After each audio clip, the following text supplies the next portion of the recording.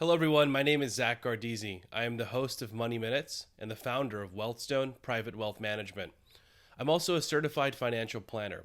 And here on Money Minutes, I cover the latest market headlines along with my outlook for what's ahead. So, on today's episode, I will be covering what's on everyone's mind: the stock market. Specifically, what's going on with the stock market? Why has the stock market suffered losses over the last couple of weeks? And what is going on with the technology sector? And what is my overall outlook?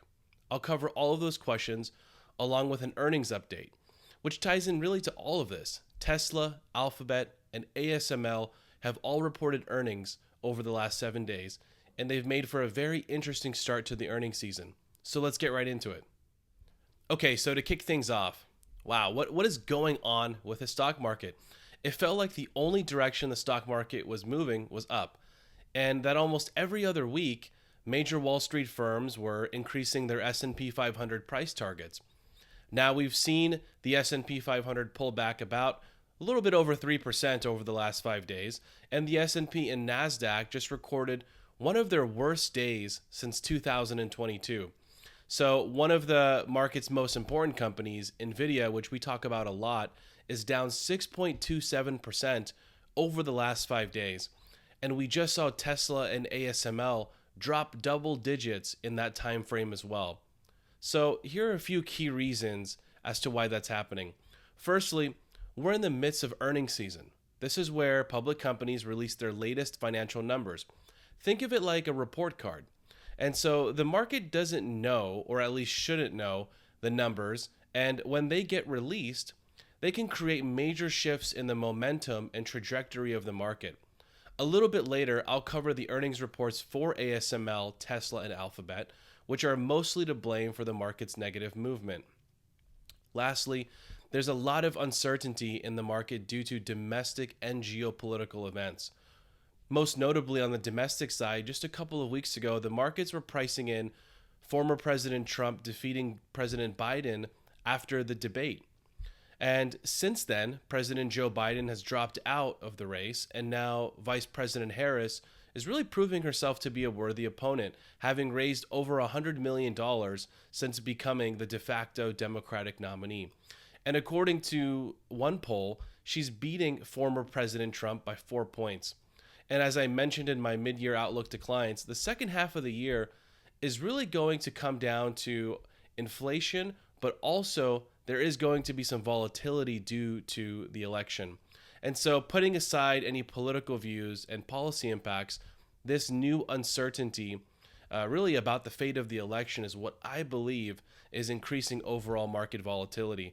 I mean, if we look at the VIX, for example, which is the volatility index, it's gone up over 24.5% since the release of the Reuters poll, which was showing Vice President Harris beating former President Trump.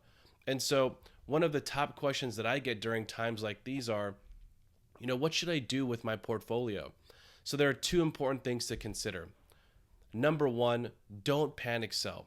History shows us that it's almost never makes sense to panic sell. And actually, panic selling and exiting the market can lead to disastrous results to your portfolio. For example, looking at the results of a portfolio invested in the S&P 500 between January 2003 to December of 2022, if someone panic sold and missed the 60 best days of the market, their portfolio's ending value would have been 93% less than someone who just stayed in the market for the entire time. Now, if you are able to tell me, exactly where the bottom of the market is and where the top is, I've got a job for you here at Wealthstone. And so all jokes aside, panic selling is something we learn in behavioral finance that is just one of the worst things you can do to your portfolio. My recommendation is to keep, a cool head, and remember, we've gone through world wars, presidential assassinations, depressions, recessions, the market crashes, COVID, and so many other, adverse events in the market, and it's always recovered. And so just remember that as we're going through this period. And number two, this is a good time to take a hard look at your portfolio to determine, are you appropriately positioned? Based on your risk appetite and your goals and your stage of life, are you taking on, too much risk? If you're holding a lot of cash, are you being too conservative right now? Are you holding on to some dangerous stocks that, may or may not be viable companies, if the economy continues to slow down? Now, unfortunately, the best time to have done that review probably would have been a couple weeks ago. But nonetheless, it's still important to take a look and review your portfolio. And so, what you can do now is, determine the quality of your portfolio, your risk level, and prepare to rebalance your portfolio when it's appropriate. And just to share, personally, I'm not rebalancing Wealthstone client portfolios right now. Last Monday, actually, is when I looked at our portfolios, and if I had any clients that were, overly risky, and for my clients, for them to get overly risky, that just means some of the individual stock positions, notably the ones that were, artificial intelligence themed that have done so well this year, if they increase dramatically, well, then they may be a larger part of the portfolio than, I feel comfortable. So I trim those positions down. I have thorough conversations with each of my clients about their risk appetite, their goals, and we develop a financial plan and build an investment strategy around that. And so I can look at one of my clients' portfolios in just a few seconds, figure out, okay, this client's taking on way too much risk. Let's trim this position down a little bit. And so additionally, I also use a risk monitoring tool, and I think it's one of the best out there. It's called Nitrogen. And so this system allows me to input a client's holdings and really get a plethora of portfolio risk metrics to help me better understand just how risky a portfolio is. I use that as part of the analysis as well. And so, since this video is getting posted on YouTube and also on other social media pages, you may be watching this and not a Wealthstone client, and that's okay. If you would like me to have, your portfolio reviewed, I could look at the risk levels and other metrics, please reach out. I'd be glad to do so. And in summary, there's a lot going on in the market right now, from earnings to political surprises, and this part of the year really was expected to be volatile. So I think it's just the beginning. And but my overall outlook really hasn't changed. I still believe we haven't scratched the surface on the impacts of AI and really what it will have, as far as impacts on the overall world. So I remain optimistic in the tech sector and really stocks that are themed towards artificial intelligence. So I'm having conversations with clients right now, who are holding large cash positions, to let them know that, as earnings season continues, if we get some attractive buying opportunities for companies that we like, I'll look to take advantage of those. And, we still have interest rate cuts on the horizon. They're expected in September. Traders are currently pricing in nearly a 100% chance of that. And, I believe that that's a tailwind for stocks. And if you're hyper-focused on really the events of the last couple of weeks, it'll look a little gloomy. But I recommend that you zoom out and look at the year, as a whole. The S&P 500 is still up 14.43%, which is well above the average, for average returns. And we're on track for a really strong market year. So although it seems a bit gloomy, I suggest we stay positive. So moving on to some key earnings data. We've had major earnings releases, notably ASML, Tesla, and Alphabet, which used to be called Google. And in my opinion, I'll always consider it as Google. And these three companies have played a major role in the latest, negative market momentum. And I'd like to dive into their earnings a bit and my overall outlook. So let's start with ASML. ASML is one of the most important companies in the chip industry and a critical part of the artificial intelligence development supply chain. ASML has basically a 100% monopoly in extreme ultraviolet lithography, which in normal human speak is a technology that can make those cool looking lines on computer chips. And since ASML's technology is essentially a part of every microchip made today, their earnings reports provide a glimpse into the health of the overall chip market. Now, the good news is that ASML beat their earnings expectations, meaning the company's financial results for the second quarter of 2024 exceeded what analysts were expecting. And normally that's all you need for the stock to go higher, but unfortunately ASML has had, an incredible year. And guidance actually starts to play a big role here. And so guidance is the commentary provided by executive management that helps explain what the next quarter and overall future of the company may hold. and that wasn't so bright. So ASML, which is based out of the Netherlands, is being threatened by the Foreign Direct Product Rule, FDPR, which is a power the US president has to be able to control the export of a product.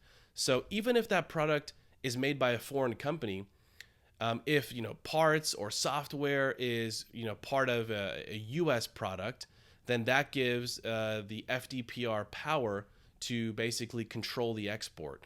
And also, the FDPR was initially created in the 1950s during the Cold War, and it was designed to prevent the transfer of sensitive military technology. However, since 2020, FDPR has been used more frequently against China to curb their supply of leading chip technology. The US, has been using FDPR, against ASML. That would be a big deal because the Chinese market accounts for about 14% of ASML's revenue.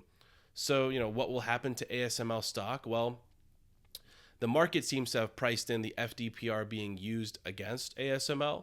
But if they somehow avoid, the severe export control, then I can see the stock rallying off of that. Additionally, I see the stock doing well in the back half of the year and into 2025, just based on their outlook regarding AI, chip demand, and I think that's a positive tailwind for the company overall. And since ASML is such an important part of the semiconductor market, their struggles impact the stock price of other major chip makers, such as NVIDIA and AMD and other companies in the sector. So this is part of the reason why you've seen them pull back as well. And who knows, the FDPR could be used, one day against those companies as well. So it's really a considerable risk. Therefore, although the FDPR is a major short-term, headwind for ASML, but also, with the election coming up, and that kind of changes how we potentially approach China, and also with the prospects of an interest rate cut, I do still think ASML actually at these levels presents more of a buying opportunity for Wealthstone clients, but I do remain cautiously optimistic about the stock, overall. Moving on to Alphabet, formerly known as Google, as I mentioned earlier. Google beat analyst expectations as well. They beat on earnings per share and on revenues. But they had some weakness in areas such as YouTube ad revenue, but strengths in areas like Google Cloud. Alphabet shares had a really rough day today, falling 5.03% on July 24th. And so this is mainly because Alphabet reported much higher spending on artificial intelligence than what analysts were initially expecting.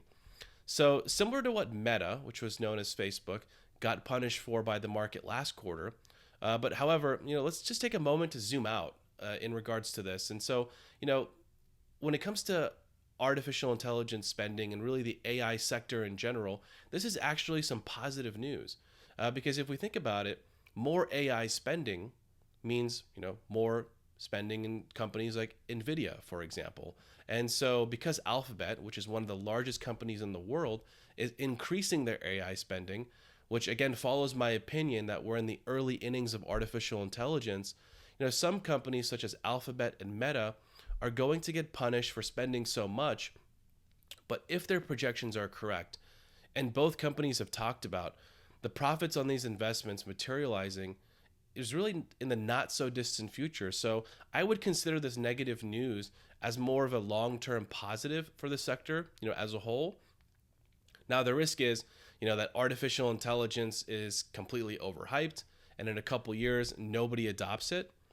And then, all of these companies spending billions on this technology are in for really a rude awakening. But nonetheless, anyone who has used ChatGPT or Anthropic's suite of AI products or Midjourney, which makes awesome images, they'll likely tell you that this technology is going to, change the world if it really hasn't already. And so, yes, Alphabet's AI spending is a bit worrisome, but if you're bullish on AI, then you're likely looking at this recent drop in Alphabet stock really as a potential buying opportunity. Alphabet also announced a $5 billion investment into Waymo, which is the driverless taxi that I'm starting to see everywhere. And in a moment, I'll talk about Tesla, and they're also getting into this business. And so this may be the next hot topic for mega cap tech companies. And so let's move on to Tesla. So if Tesla stock were a roller coaster, it would likely be King to Ka at Six Flags. And it's down double digits on the year. But at one point, the stock was down 42%, which was on April 22nd. Then it climbed 85%, reaching its peak on July 10th, and then starting its descent basically from there. And so for the second quarter in a row, Tesla missed analyst expectations and reported a decline in vehicle sales. If it wasn't for the stock's major climb between April and July, this would have been, I think, one of the worst years for Tesla. And the reason why the stock did so well during those few months was because there's still positive outlook on the stock despite the negative financial results. This is because of Elon's guidance. So Elon Musk has talked about some new products that Tesla's coming out with, notably Robo-Taxi, which again is kind of like the competitor to Waymo and Uber, and also the Optimus robot, which Tesla would like to utilize for basic household tasks. Like think about if you have a robot with artificial intelligence that can do walking your dog, putting away groceries, for example. And so those are some interesting products coming out from Tesla.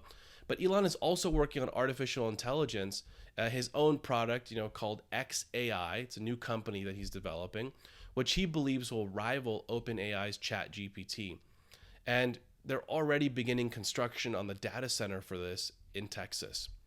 And so combining XAI with Optimus, which is supposed to be a Tesla product, I believe if it's executed correctly, could be a major success for both companies. And so between the increased competition in the Chinese EV market and even here at home in the United States, along with the uncertainty of the success of some of these new product lines, it really makes perfect sense why Tesla stock has dropped over 15% this week. However, as I tell clients, we're investing in companies, on a long-term view, and I'm still holding on to really my belief that Tesla will turn their auto sales around and will execute on their new products. So I do have concerns that Elon has a lot on his plate, between his many companies. But if there's one person on the planet who has shown that he can successfully manage multiple world-changing companies and to do it successfully, it's Elon. And so I remain cautiously optimistic about Tesla and certainly think that the latest drop, it could be a buying opportunity. Now, wrapping up this segment, these three companies do affect the trajectory of the market. And although there's a mixed bag of good and bad news, I believe the overall drop in the markets is a good buying opportunity and really expected during earnings season. So next week, Meta, Microsoft, and Apple are reporting earnings. And so get ready for another crazy week. As a reminder, this video is for educational purposes. And so I'm not recommending, for anyone to make any decisions on their portfolio just based on what I've discussed today. But before you make any decisions, I recommend that you reach out to a financial advisor.